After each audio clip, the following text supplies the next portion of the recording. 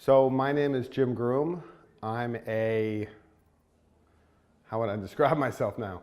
I'm in a bit of a transition. I was an instructional technologist at the University of Mary Washington for a decade. And I recently went out with my partner, co-founder of Reclaim Hosting, which is a web hosting company that we started that's focused on higher ed. In particular, giving faculty, students, and staff their own domain and web hosting to explore the possibilities of the web, but also to start thinking about reclaiming some of their personal data and their kind of work as part of what they do at the university and beyond. We've been experimenting with a lot of different possibilities for faculty, students, and staff to experiment with open web tools as part of their teaching and learning. That's what we've been doing for years. There's nothing unique there. What we've actually started to see more recently is that there's a spectrum of possibilities. I mean, for years and years, we focused pretty specifically on WordPress because it was an open, free, very flexible tool that we could work with. We started to actually imagine not only WordPress as a tool that we give to faculty and students, but also even focused, very small tools called splots that Brian has introduced alongside Graham Potter that I find really they're focused, anonymous, open tools. And from there, you can move to something like Sandstorm, which is a virtualized server that provides you, virtualized applications that you can spin up and spin down as you need. And they could be something for as simple as a class, for as extensive as a career. And then with what I've been doing for years is domain of one's own, giving faculty and students their own domain and web hosting to install these apps, to manage their data and take it with them.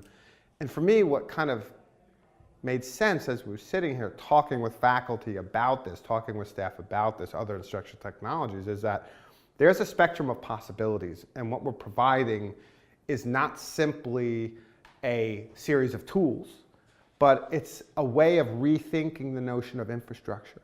And infrastructure as an open reality for sharing and building out who you are.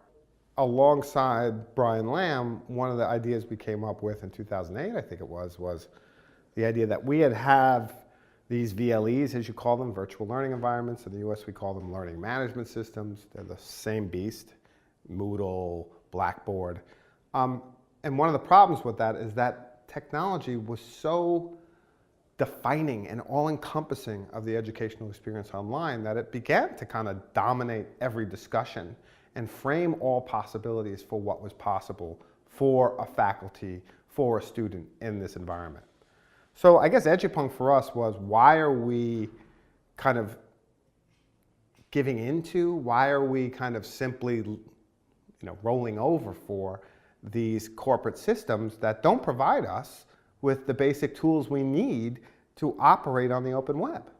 I mean, we are in the point in 2008 with the explosion of free tools, whether it be WordPress.com, whether it be Blogger, whether it be your own hosted WordPress spaces, whether it be Twitter, whether it be YouTube, Flickr, Delicious, name it.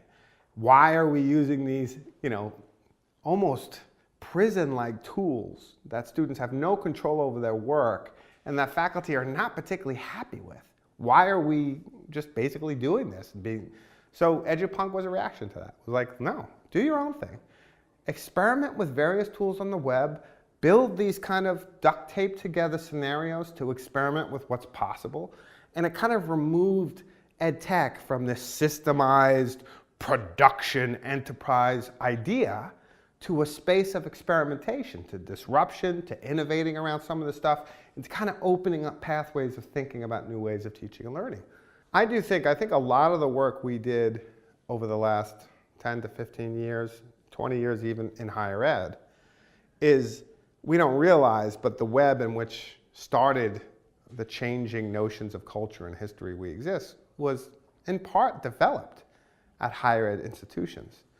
And I just think it's funny and ironic 20 years later how denatured we feel as institutions from the very thing we brought and helped bring to light.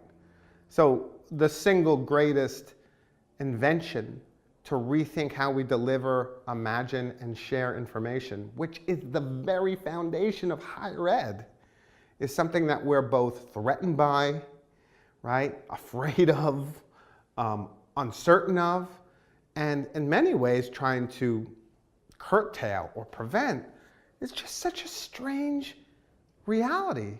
And so my talk will look at this history in relationship to how we might reclaim some of the possibilities that I think, and some of the promise, and some of the real kind of, and I can be somewhat utopian, some of the real possibilities of changing how we imagine what the open web means for higher ed.